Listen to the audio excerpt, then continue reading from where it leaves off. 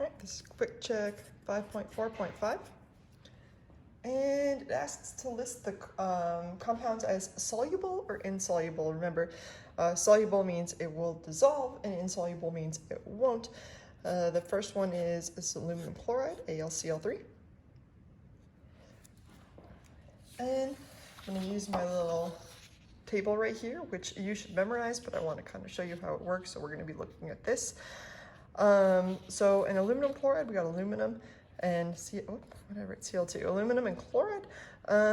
Chloride I see right away, it's right here. It says it is mostly soluble unless it contains silver, lead 2, or this what's called mercury 1 right here. It doesn't include any of those, and therefore it is soluble. The next one is this barium sulfate, BaSO4. So in going over here, I see sulfate right away. And it says it's mostly soluble, so we're thinking it's probably going to be soluble. Until we look at the exceptions over here, it says it's not going to be soluble if it's with calcium, strontium, barium, or lead 2. And so this is with barium, and therefore it's going to be insoluble, meaning if you put this stuff in water, it's not going to break apart, it's going to choose to stay together as barium and sulfate.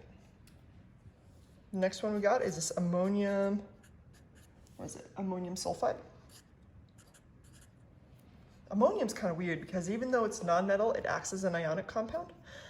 So we should just recognize that ammonium kind of acts like a metal because it's a cation. All right, here we have ammonium. I go over here. I see ammonium. Wait a second, that's one of the really good ones. All of these, in fact, are great to know because they have no exceptions. They're always going to be soluble. So the second I see ammonium, I know this is going to be soluble. It'll break right apart in water. That means ammonium doesn't really like sulfur that much. It's just break apart. All right, here we have silver nitrate.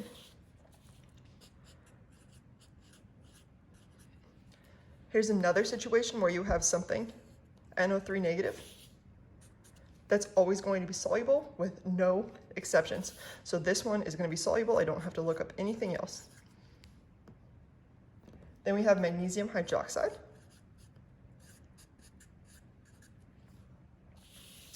The first thing I recognize on this table is hydroxide. It says it's soluble if it contains lithium, sodium, potassium, or ammonium. It's slightly soluble if it contains calcium, strontium, and barium, but this is in the mostly insoluble, so pretty much it's going to be insoluble unless it's one of those. It's not one of those, it's magnesium, and therefore it's going to remain insoluble.